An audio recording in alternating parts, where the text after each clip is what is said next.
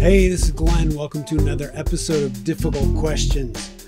This one is super difficult, and because of the color of my skin, I don't want it to sound like I'm being flippant or blaming, but it's how can minorities be racist?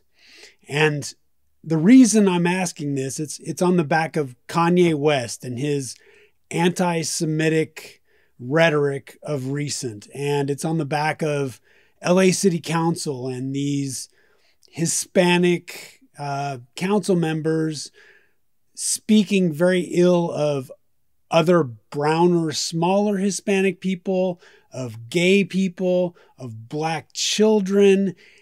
How can this happen, right? In our righteous world of, especially because of, well, I cross the line between entrepreneurs, which are historically or can be conservative.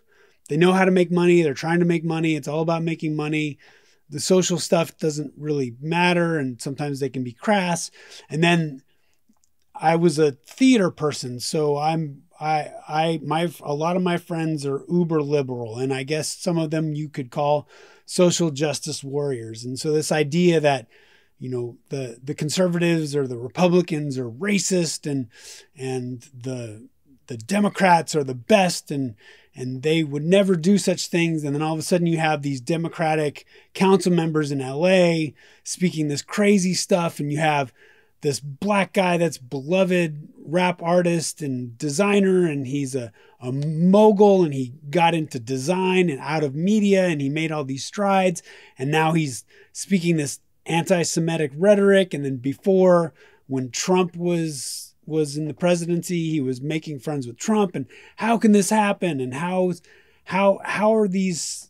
are minorities, which are getting the bad end of the stick in the first place, how can they hate on other minorities, right? And we know the answer. We very much know the answer. We don't want to talk about it. And I wanted to talk about it because this podcast is Difficult Questions. And yes, in some circles, I'm probably the wrong color to be talking about this, because there is this idea that the white man should stay silent in all things that are racial, because it's not your place. I say, with my background and the way I look at things, I'm going to talk about it, and we're going to dive into it. And really, it's, you know, minorities are people too. And we all have our comforts. We all grow up in certain ways, and we all have our fears, and we all have these, the way we live our life and the knowledge that we have. And in some way we find comfort in knowing that our way is the best way. And why wouldn't it be? Or our way is at least not supposed to be criticized. Criticizing our way might mean that it's not right. And why wouldn't you think that it's right? So I want to kind of go into my experiences of different cultures and seeing how people do things differently and how they view things differently, and why people would be really uncouth, and why they would be angry, and why they would be not forgiving. And I think that in this culture, especially now, being unforgiving is the new hot thing. It's been the hot thing for 6 or so years. I would say since Trump got in office, you know, he was really unforgiving of people, and he spoke these crazy things that polite society wouldn't normally speak. And then that became the way to get views and the way to get attention, and people started rallying behind that. So now kind of everybody's doing that, and they're being real, right? In the early 2000s, it was being real, which is being rude. And I think that a lot of people experience frustrations because they're not experiencing success, or they see that their life is slighted in some way. And so they're being real. And I think this is what Kanye is doing. I mean, he's now in the upper echelons of making money, which, being black in America, is a unique experience, right? To have these people that you are succeeding with, and most of them do not look like you, and most other people that look like you are not nearly as wealthy as you. But now you're rubbing elbows with these people, and you're seeing how they make money, and you're seeing why. And back in my day in the 90s, we ran into this with Public Enemy, a rap band that I very much followed and enjoyed. But they had someone in their entourage, Professor Griff, and Professor Griff was the Public Enemy was making its way, and they were meeting people they normally wouldn't meet. And in entertainment, Jewish people have succeeded. That's one of the ways that they have found a minority has found a way to succeed.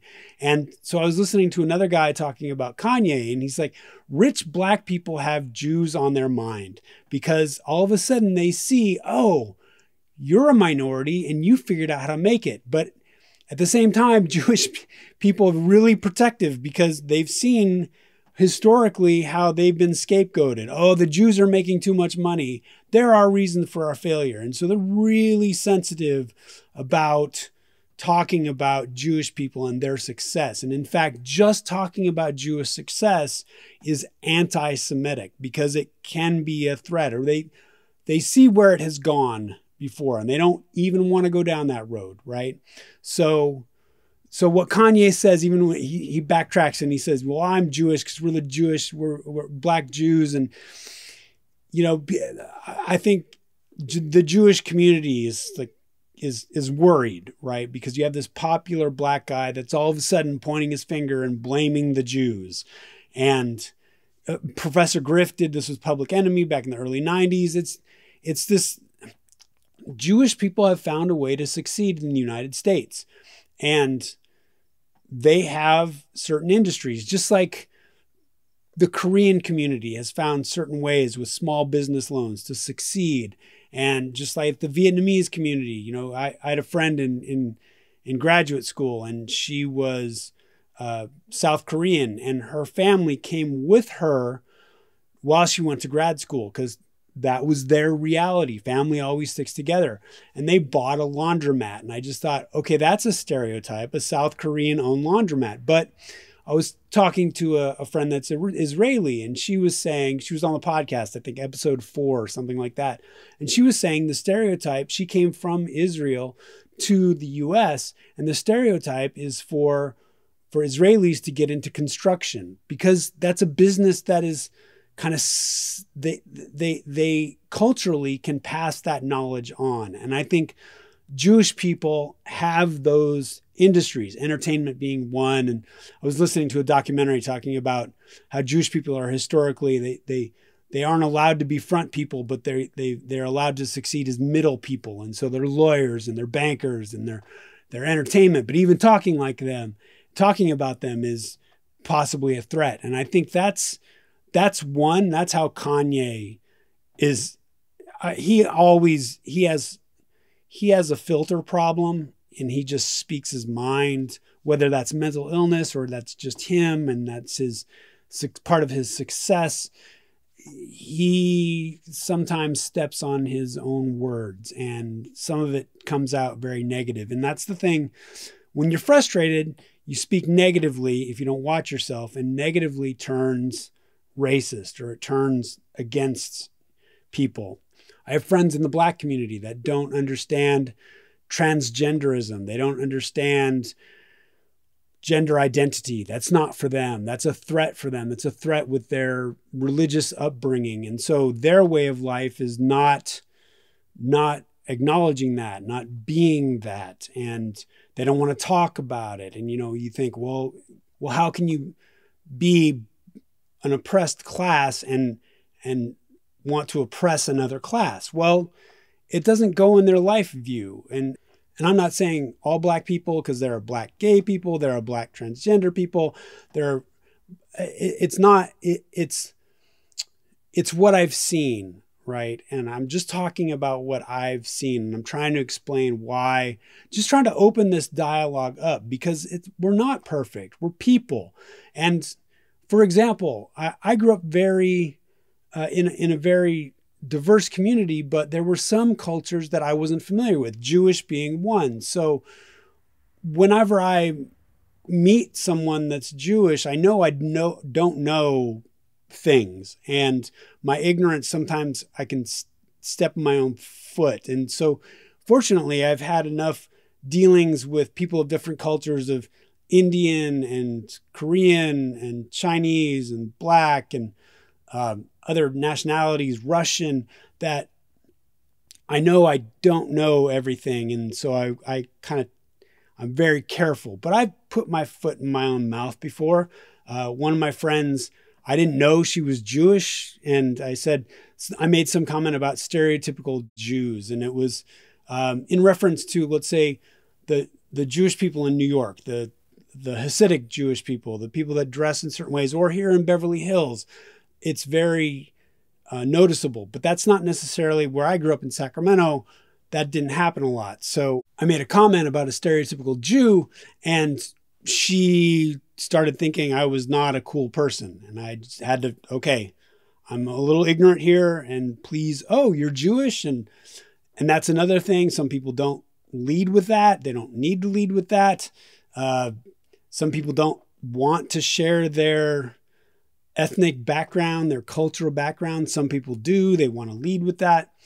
Another culture that I didn't have a lot of contact with, believe it or not, was specifically Mexican. So from Mexico, where I grew up in Sacramento, with the people I went to school with, there weren't a lot of families from Mexico. But then I ended up dating someone for a long time that was from Mexican descent. Her family was, some of them still were in Mexico, and some were in the US and been there for a generation.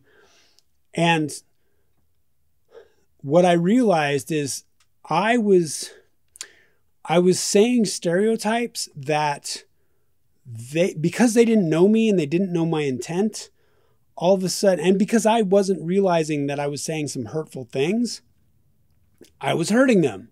And we as humans step on each other's toes all the time because we're feeling each other out. And to be completely cautious makes us very uninteresting, and we can't speak freely. So there always has to be some kind of trust and some kind of forgiveness. But if you're walking into a complete group of strangers, you might not feel comfortable. And I think that's what we're running into, is people aren't experienced with things. And so they just hear about the Jews, or they hear about the gays, or they hear about, what was the city council thing about black kids? You know, that black kid is being raised by like a white kid because he was his father's white and gay, and he was adopted. This kid is adopted, and he's 3, and he's excited, and he's acting like a 3-year-old. And this woman who grew up in a stereotypically Mexican household where you control your children,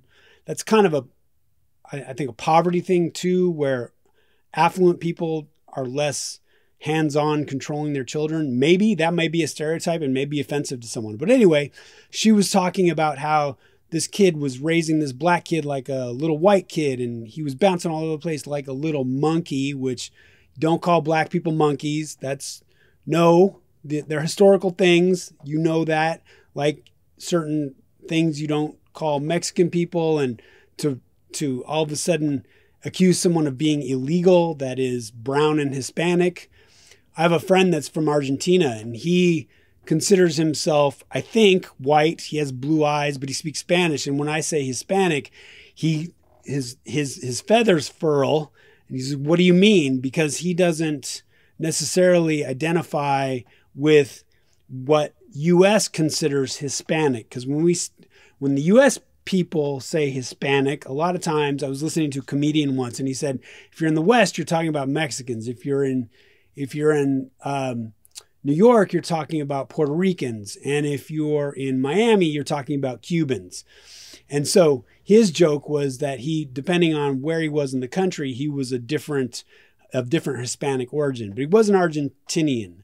And I had a foreign exchange student friend that was from the Basque country in Spain, and she did not identify with people from Mexico at all. But in my stupid brain, I was thinking, she speaks Spanish, they speak Spanish, must be same. And I think my Argentinian friend has that same problem. He's like, that their culture is not my culture, right? And I think that's where we get to be racist, but we have to lead with some kind of forgiveness, and we just have to correct people and know that they didn't mean harm. And if they did mean harm, you're going to ask them to not be harmful. I'll just lead with a couple of stories of my own experience.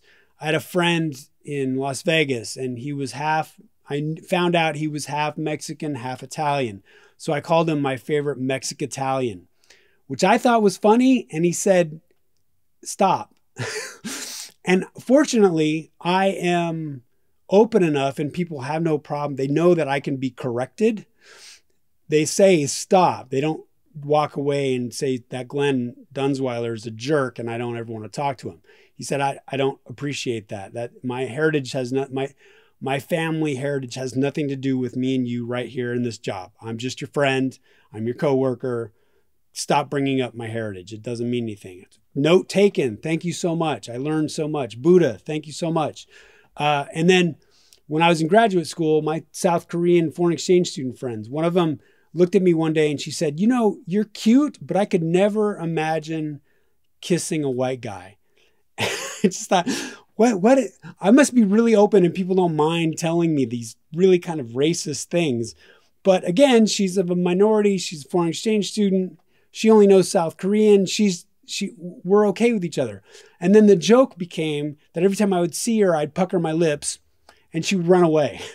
And that was our joke. It wasn't mean. It was just, but it was racist, right? And I think we need to lead with a little more forgiveness. And Kanye's got his problems. He makes a lot of people money. We should probably not listen to him right now. That would be best. But people are making money off of him. So, go capitalism. And then this LA City Council, people have asked people to step down. The major offender has stepped down. Two others, they're at least, if they're not going to step down, they need to be respectfully corrected and say, this is not the way that you should conduct yourself. Calling for people's resignation and firing people and rage and anger, I don't think gets us very far, because rage and anger can be thrown back and forth forever. It's ugly. Someone needs to stop and be kind and extend that olive branch. What do you think? Thanks so much for listening to this. Bye.